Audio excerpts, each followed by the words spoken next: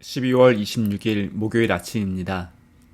하나님의 크신 은혜와 평안이 이글스필드 교회 모든 성도님들과 함께 하시기를 소망합니다. 오늘 우리에게 주신 하나님의 말씀은 시편 114편 1절에서 8절까지의 말씀입니다.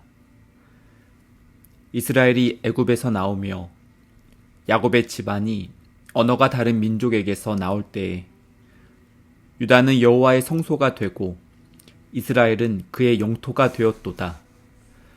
바다가 보고 도망하며 유다는 물러갔으니 산들은 숫 양들 같이 뛰놀며 작은 산들은 어린 양들 같이 뛰었도다.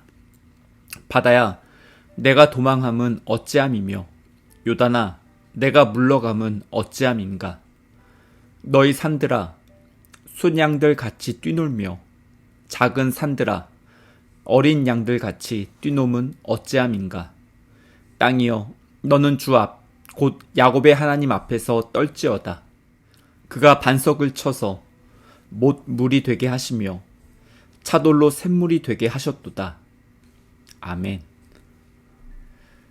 성탄절이 지나고 나면 이제 정말 한 해가 며칠 남지 않았다는 사실이 실감납니다. 2024년 한 해도 정말 빠르게 지난 것 같다고 말씀하시는 분들을 종종 만납니다. 지나고 나서는 시간이 빠르게 지나간 것 같다고 생각하는 경우가 많이 있지만 때로는 밤잠을 설칠 정도로 마음이 힘들고 어려웠던 순간들도 있었습니다. 한 해를 마무리하는 시점에서 지나온 시간을 돌아보며 하나님의 은혜를 다시 발견하고 기억한다면 하나님께서 우리의 삶을 인도해 주시는 감격을 더욱 풍성하게 누릴 수 있습니다. 오늘 본문 시편 114편은 이스라엘 역사에서 빼놓을 수 없는 순간들을 다시 회상하고 있습니다. 먼저 1절은 출애굽 사건에 대해서 말씀하고 있습니다. 당시 이스라엘 백성들은 애굽 땅에서 나올 준비가 전혀 되어 있지 않았습니다. 무기를 모으지도 않았고 독립전쟁을 준비하지도 않았습니다. 하나님께서 모세를 통해 하나님의 심판을 바로에게 나타내셨기 때문에 이스라엘 백성들은 애굽 땅에서 나올 수 있었습니다. 바로가 한동안 계속 고집을 부리며 하나님과 대립각을 세우려고 했지만 결국 하나님 앞에서 항복하였습니다. 바로가 하나님의 권위 앞에 항복을 선언하자 이스라엘 백성들은 자유를 얻게 되었습니다. 이스라엘 백성들은 더 이상 바로를 위해서 헌신하는 노예로 살아가지 않고 이제 하나님의 백성으로 자유를 누리게 되었습니다.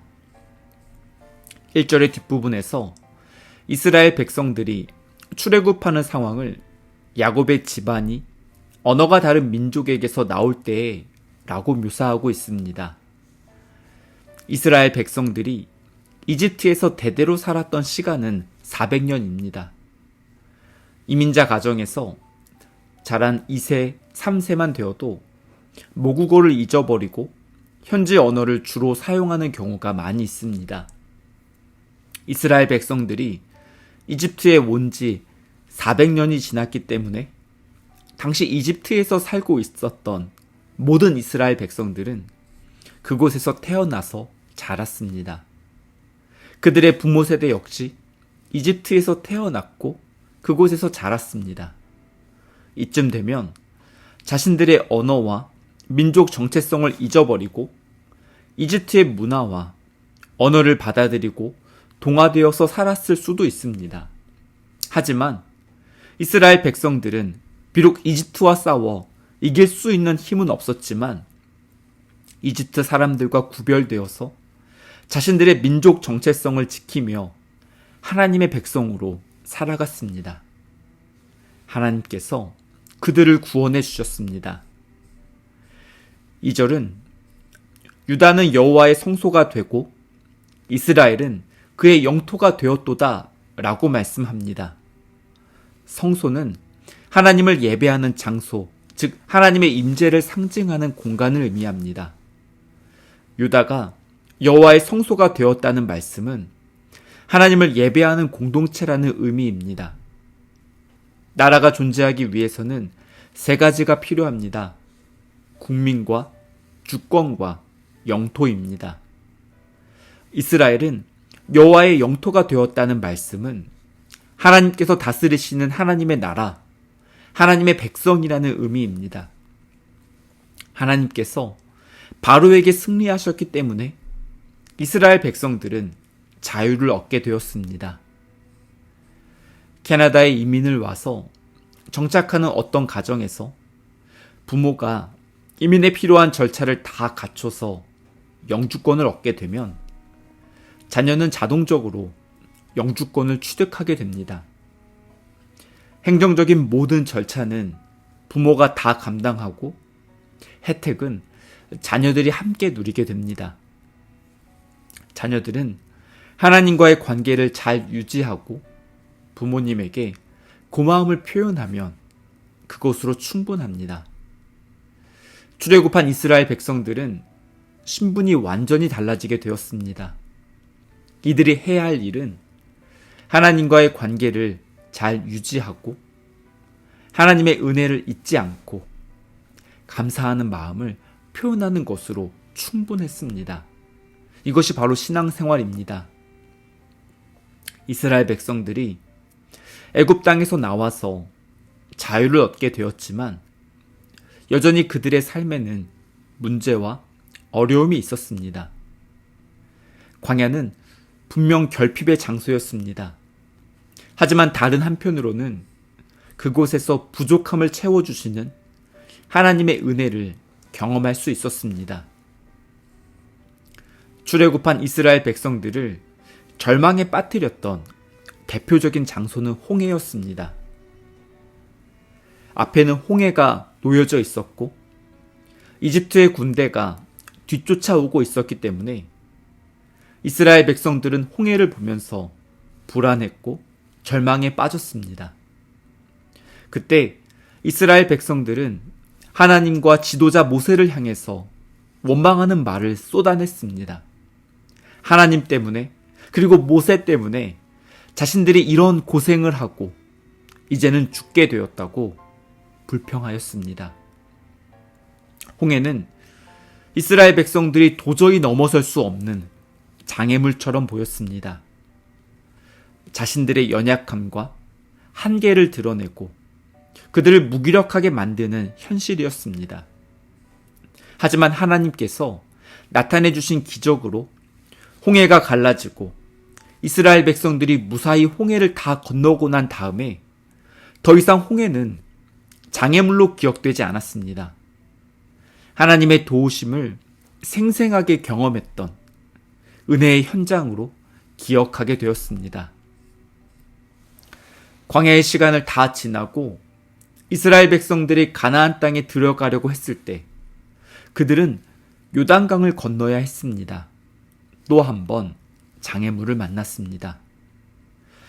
이번에는 뒤에서 추격해오는 군대는 없었지만 하나님께서 약속하신 땅을 눈앞에 두고 있었던 이스라엘 백성들에게 요단강은 자신들의 연약함과 한계를 인식하게 만드는 장애물이었습니다. 광야에서 40년을 지내는 동안 수영을 배웠던 사람은 단 한 사람도 없었습니다. 이스라엘 백성들을 다 태울 수 있는 배도 그들에게는 없었습니다. 요단강의 거센 물살은 그야말로 넘사벽, 넘을 수 없는 4차원의 벽처럼 크고 두렵게 느껴졌습니다. 하나님께서 이번에도 강물을 가르시고 길을 만들어 주셨습니다. 하나님께서 만드신 길을 걸으며 이스라엘 백성들은 하나님의 은혜로 여기까지 왔다는 사실을 기억하였습니다. 그리고 이제 새로운 도약을 하며 앞으로 나아간다는 사실을 깨닫게 되었습니다. 홍해와 요단강은 이스라엘 백성들에게 분명 장애물이었습니다.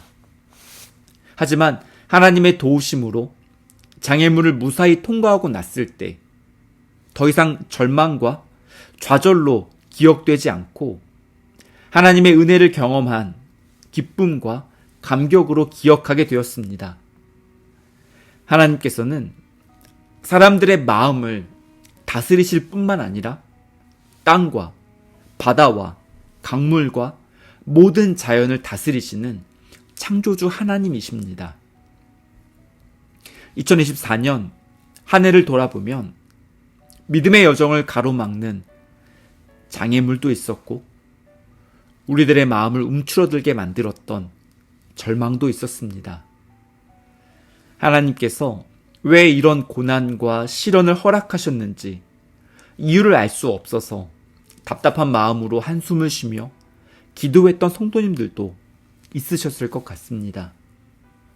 아직 문제가 다 해결되지 않아서 여전히 하나님의 도우심을 간절히 바라며 기도하고 있는 성도님들도 계실 것 같습니다. 하나님께서는 홍해와 요단강보다 더 크신 분이십니다. 홍해와 요단강은 이스라엘 백성들의 앞길을 가로막는 장애물처럼 보였지만 하나님의 도우심을 경험하는 은혜의 장소였습니다. 우리들의 힘과 방법으로 문제를 해결할 수 없다는 사실을 깨닫는 만큼 하나님의 도우심을 발견하고 경험하는 감격이 커지게 될 줄 믿습니다. 2024년 우리들의 마음을 움츠러들게 만들었던 고난과 어려움들이 하나님의 은혜를 기억하는 은혜의 순간들이 되기를 간절히 소망합니다. 길을 만드시는 하나님, 나보다 나를 더 잘 아시는 하나님, 우리 하나님을 찬양하며 감사함으로 마무리하는 2024년이 되기를 소망합니다. 함께 기도하시겠습니다. 좋으신 하나님, 하나님께서 저희들을 온실 안에만 가두어 두지 않으시고 때로는 강한 바람과 매서운 추위를 견딜 수 있도록 저희들을 단련시켜 주셔서 감사합니다.